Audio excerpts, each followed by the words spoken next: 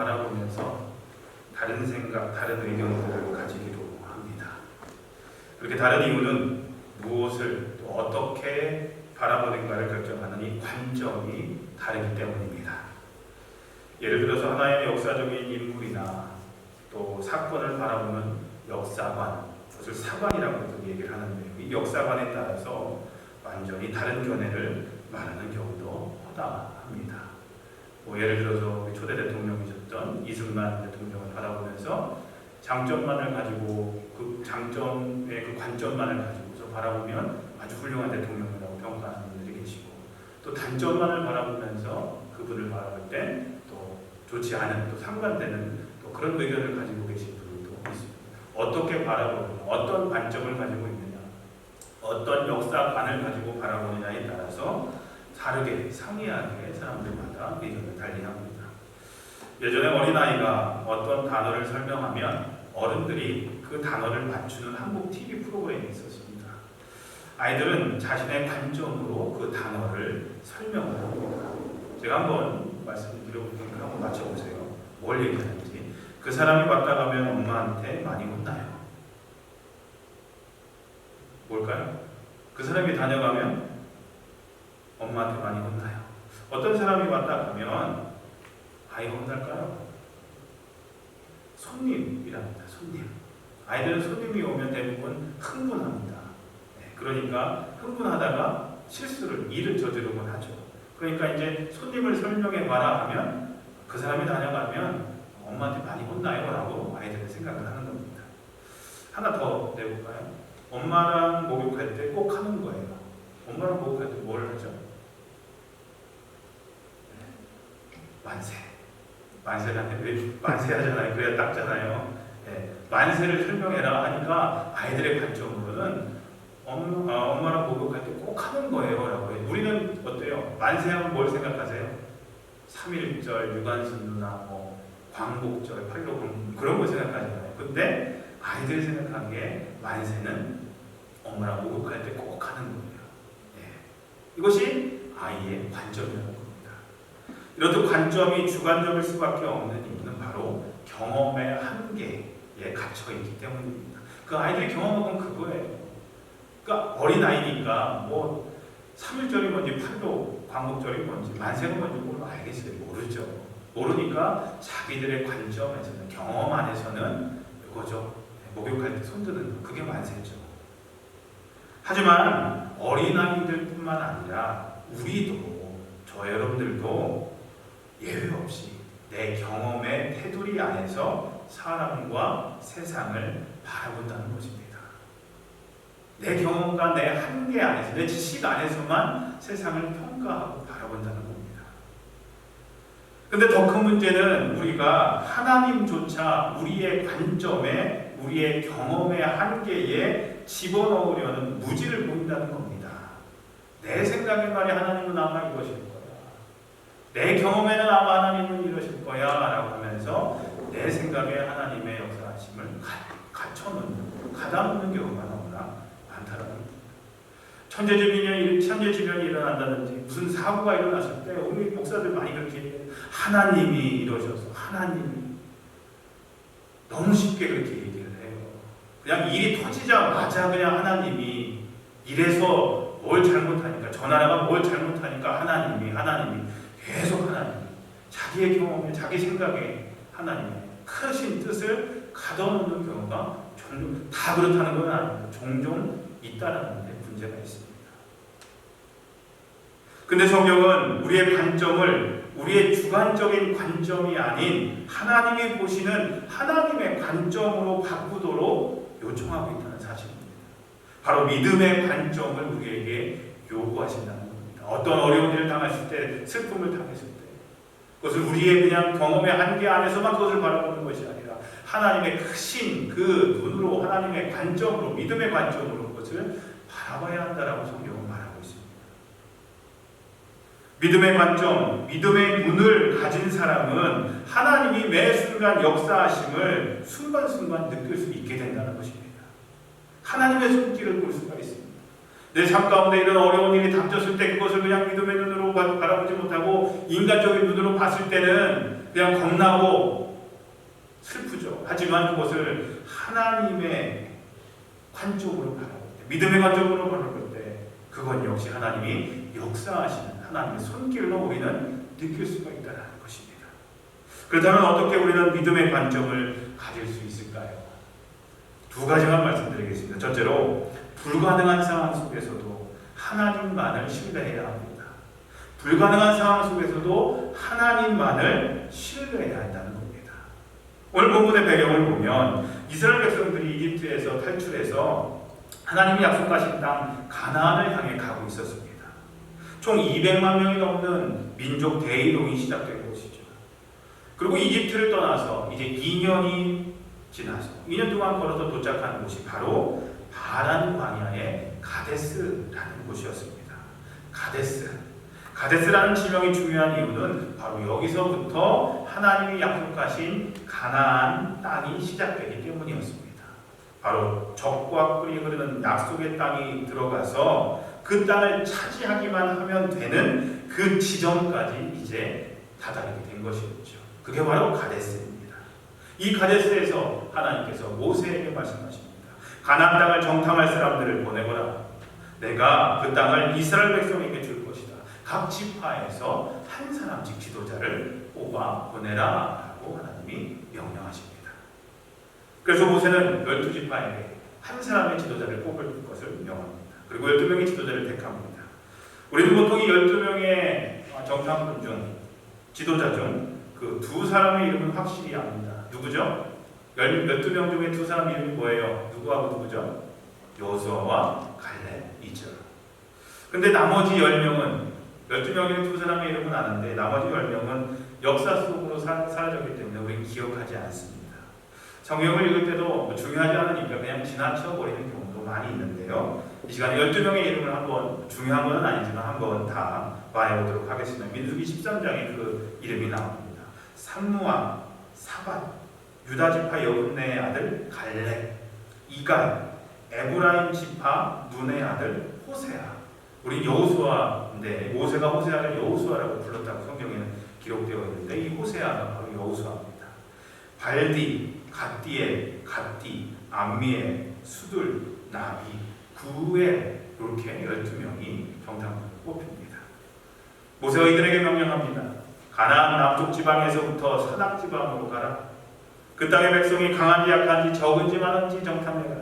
좋은 땅인지 나쁜 땅인지 마을이 어떤지 마을에 성벽은 있는지 혼이 트인 들판의 침과 같은지 흙은 어떤지 기름진지 메마른지 나무는 자라는지 한번 알아봐라. 그리고 열매를 가져와라 라고 시킵니다.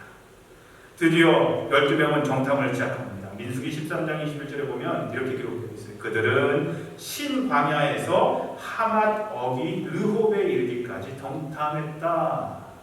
신광야에서 하맛 어기 르홉이라는 곳까지 정탐을 했다는 겁니다. 신광야와 르홉을 생각하시면 되는데 신광야는 이집트와 이스라엘의 국경을 가리키는 곳이 신광야입니다. 이스라엘의 최남단인 애굽 지역을 말하는데요. 하맛 어기 르홉은 갈릴리 호수에서 이스라엘 갈릴리 호수에서 약 100마일 정도로 북쪽으로 올라가면 있는 지역입니다.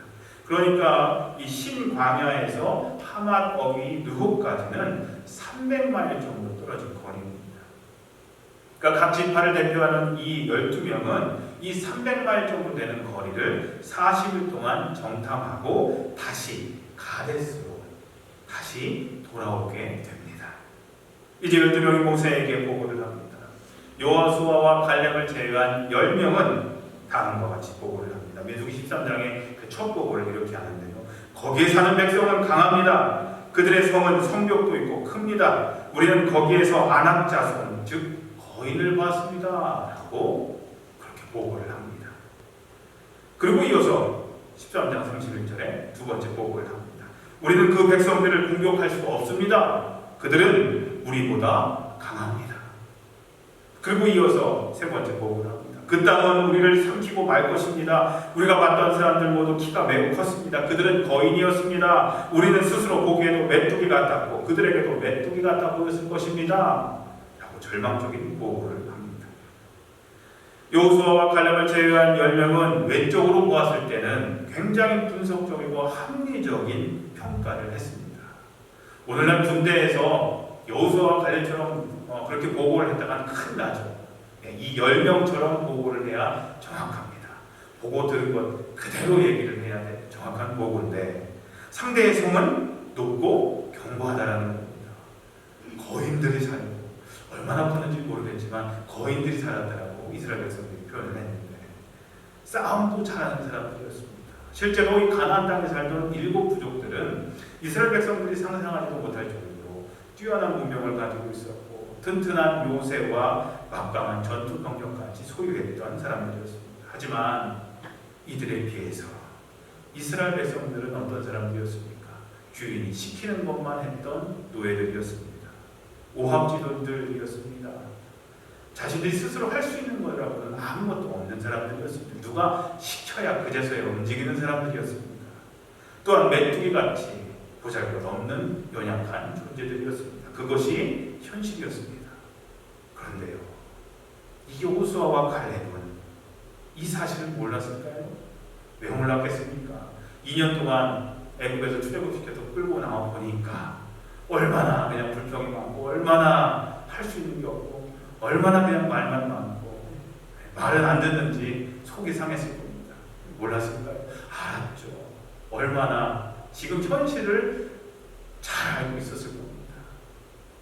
그러나 칼렙은 10명의 정탐꾼들과는 정반대로 말합니다. 오늘 본문 30절에 그 말씀이 있습니다. 칼렙이 모세 앞에서 백성을 조용하게 하고 이르되 얼마나 시끄러웠을까요? 그냥 난리가 났겠죠. 그러니까 조용히 하라고 얘기했겠죠. 우리가 곧 올라가서 그 땅을 취하자 능히 이기리라 라고 얘기를 합니다. 능히 이기리라 라는 말은요, 그리고 한국 성경에는 능히 이기리라 라고 나왔지만 많은 영어 성경에는 뭐라고 기록되냐면 반드시 우리는 할 수 있다 라고 기록되어 있습니다. 반드시 우리는 할 수 있다 라고 그렇게 얘기를 합니다. 그러나 사람들은 칼렙의 말을 듣지 않고 10명의 말만 듣고 걱정을 하면서 울면서 모세를 원망하기 시작합니다.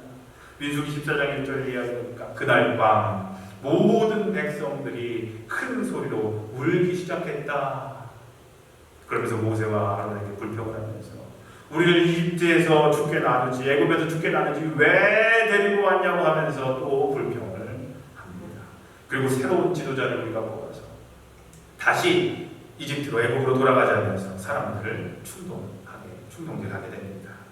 그때 여호수아와 칼렙이 불평과 불만이 가득 찬 이스라엘 백성들에게 또다시 말합니다. 민수기 14장 7절에서 9절입니다. 우리가 정탐을 나갔던 땅은 매우 좋은 곳입니다.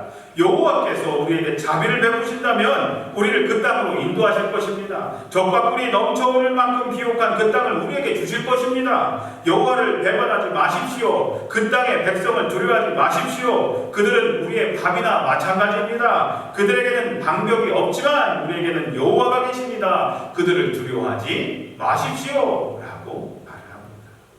똑같은 시간에 똑같은 장소에 가서 10명은 우리는 그들을 이길 수 없다. 그들은 거인이며 우리는 메뚜기와 같은 존재라고 얘기를 합니다. 그러나 여호수아와 칼렙은 우리는 그들을 이길 수 있습니다. 오히려 그들은 우리의 밥이나 마찬가지입니다. 라고 말을 합니다. 왜 이런 의견 차이가 날까요? 그 이유가 뭘까요? 바로 불가능한 상황 속에서도 아주 불가능할 것 같은 상황 속에서도 하나님을 향한 신뢰, 즉 믿음이 그들에게 있었기 때문입니다. 그거 하나 차이입니다. 믿음이 있느냐 없느냐. 믿음의 관점, 하나님의 관점을 가진 사람과 믿음의 관점을 가지지 못한 사람과의 차이인 것입니다. 그거 하나입니다. 여호수아와 칼렙이 뭐라고 말합니까? 그들에게는 방법이 없지만 우리에게는 누가 계십니까? 여호와가 계십니다. 그들을 두려워하지 마십시오 라고 얘기를 합니다. 이처럼 여호수아와 칼렙은 여호와 하나님께서 도와주신다는 사실을 기억하고 그 믿음의 관점을 가지고 모든 것을 평가하고 판단했던 것입니다. 그러나 나머지 10명은 믿음의 눈이 아니라 인간의 감각과 이성, 경험에 입각한 인간의 눈만 가지고 모든 것을 바라보고 평가하고 판단했던 것이었습니다. 자기 경험에는 내 경험이 앞섰던 거예요. 하나님을 향한 믿음이 아니라, 하나님의 관점이 아니라, 내 생각에는, 내 경험에는 하나님을 자신들의 관점에, 자신들의 경험의 한계에 집어넣는 믿음 없는 모습을 보이고 말았던 거죠. 비참한 것은 거기에서 그친 것이 아니라 믿음이 없던 이 백성들도 그 10명의 지도자들을 따랐다는 것입니다. 이들이 어떻게 됐을까요? 민수기 14장 29절 이하에 보니까 이렇게 기록되어 있어요. 너희는 이 광야에서 죽을 것이다. 너희 가운데 20살 이상 된 사람으로서 인구 조사할 때 그 수에 포함되었던 사람은 모두 죽을 것이다.